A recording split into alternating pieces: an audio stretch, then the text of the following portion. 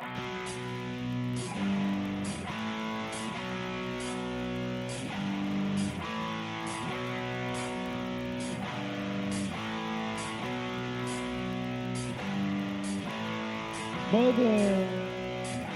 tell your children not to walk my way. Tell your children not to hear my words, what they mean, what they say. Mother. Fuck the media. Mother, Still haven't changed the name. can you keep them in the dark alive? Just a quick podcast here at the end of the day. Well, for a, what is it, Wednesday? So basically for a second night in a row, media is talking about Alicia. Is it Alicia or Alicia? I don't know. Alicia Mercado, the Brazilian chick that was a Miss Universe. Well, she was Miss Universe. She wasn't just a contestant. She was Miss Universe. Talking about it again on Anderson Cooper 360. It's interesting. Now the allegations are being made that the Clinton campaign worked in close quarters with the media to have this story ready to go. I told you this was a gotcha moment. This was their big zinger that they needed, and it had two ways to go: race and gender problems for Trump. At least that's the way they've seen it. So here we are, another night talking about it, although it's starting to come unravel a little bit.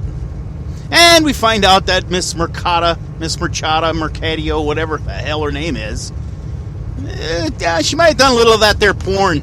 You know, a little of that on-camera sex. That's interesting. I can't believe they're still talking about it. Just heard a panel of Clinton surrogates and Trump surrogates talking over each other and yelling and trying to make their political points as Anderson Cooper went to break and told them, I was going to say basically, no, he didn't basically tell them, he outright told them, hey guys, shut up. Hey guys, shut up. It's a Twitter war right on Anderson Cooper 360. It was a live Twitter war without the Twitter or the internet. It was just people acting like they're online, only they were mouthpieces for the two respective campaigns. And the one thing that they keep going back to on the Clinton side, and I don't understand why these Trump mouthpieces let these people get away with saying this, but they call Trump deranged and I can't even say the word. Megalomaniacal. That's a rough one. Holy shit. Megalomaniacal, unfit, crazy. They basically call him a lunatic. You talk about things, Donald Trump is doing things and saying things that has never been done in presidential politics before. Okay, I'll grant you that. There is no two ways around that fact. But you also can't deny the fact that Hillary Clinton's surrogates are saying things about a presidential candidate that have never been spoken before.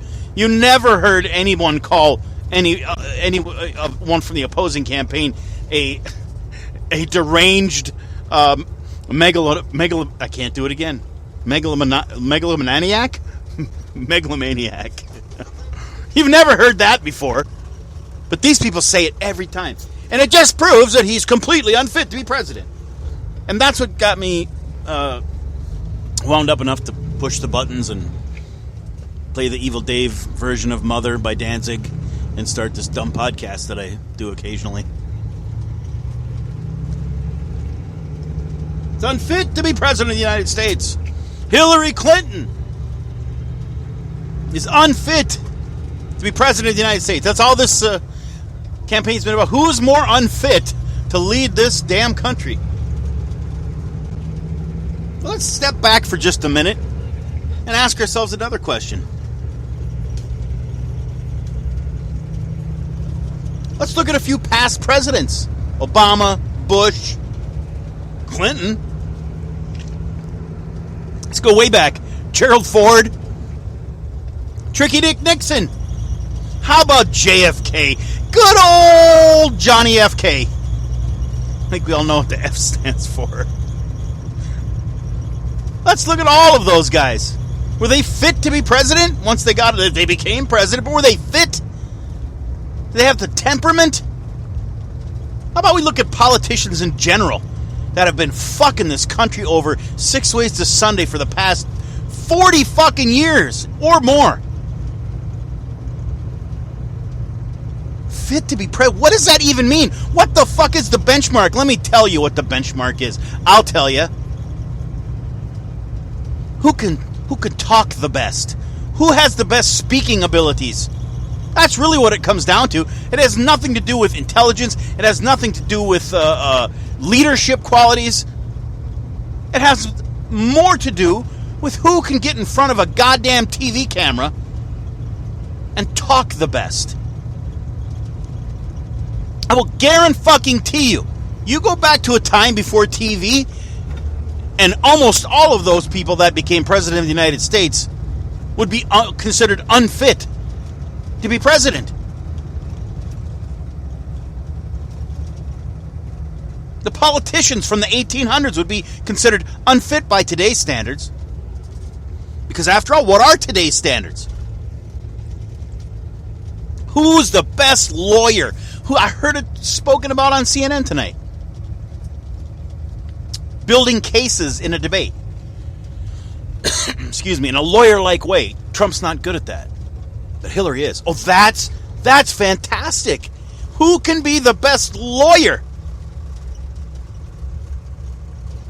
That's the benchmark by whether how we're judging candidates to be fit for the office of the President of the United States. If they can lawyer up and talk good. Are you fucking kidding me? It's no wonder this country is in the shape it's in. It's no wonder we're as divided as we are. And as it's been said so many times ad nauseum, we get the government we deserve. And we deserve exactly what we've got with these two people. I'm serious. Both sides. We both left and right should be ashamed of themselves.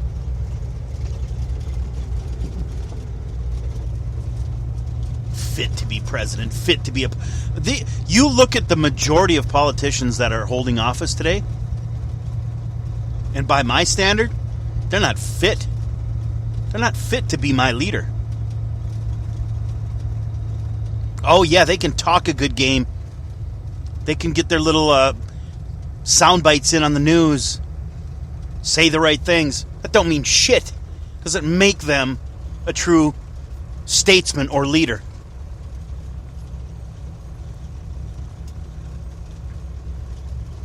It's sad.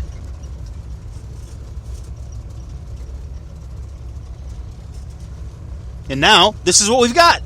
One of these two is going to lead this country for the next 4 fucking years. Stop and think about that for a minute. A crazy fucking reality show billionaire or a lying, very crooked woman whose husband was banging cocktail waitresses 2 at a time while she, basically stood by and watched. That's the two. That's the two that we're going to have. Well, the two that we do have. One of those two will be our almighty leader. Pretty fucking sad state of affairs, if you ask me.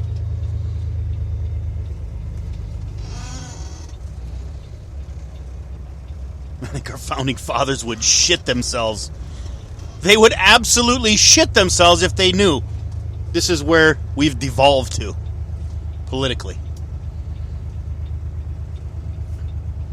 What do you think?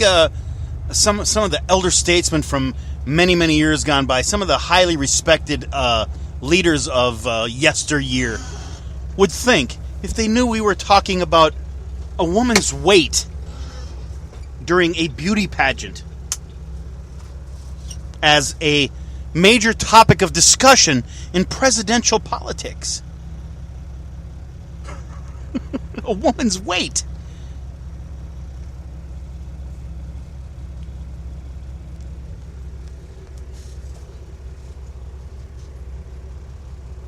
Emails. What do you think they would think of Hillary's email situation?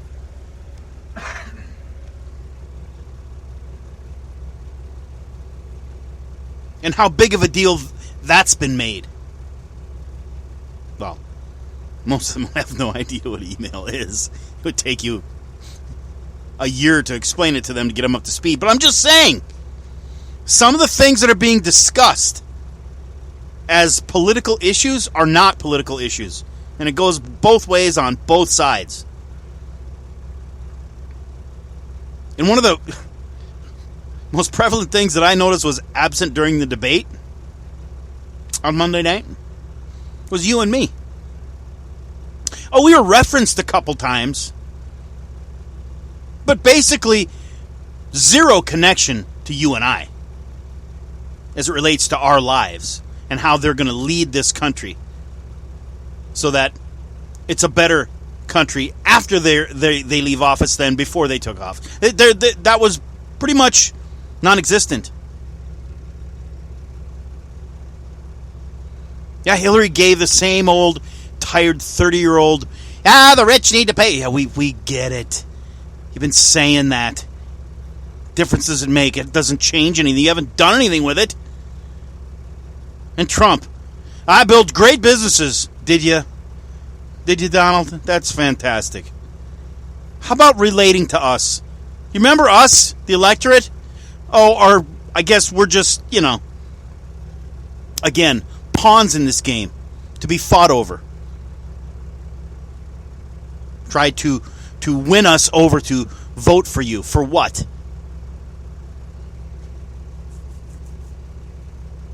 So we can get the lesser of two evils into office. So the one that's a little bit more fit than the other one hopefully gets in. Splitting us up into groups. We've got to get the single mom vote over here, and Hillary's not doing real well with the married white bitch vote, and Trump's not doing very good with the blacks, What about Americans? No wonder we're divided. Even our political system seeks to divide us into groups.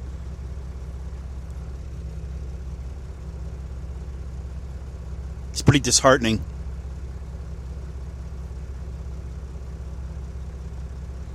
All right, that's it.